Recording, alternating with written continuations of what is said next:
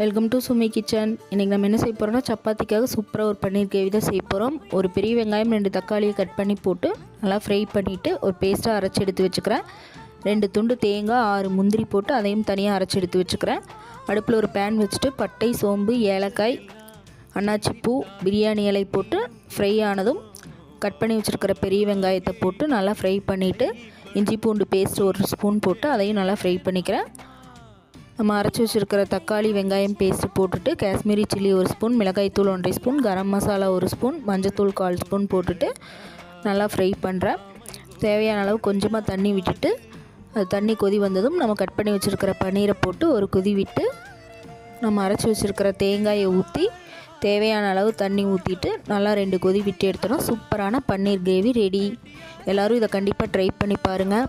நம்ம சேனலை சப்போர்ட் பண்ணுங்கள், சப்ஸ்கிரைப் பண்ணுங்கள். தேங்க்ஸ் ஃபார் வாட்சிங்.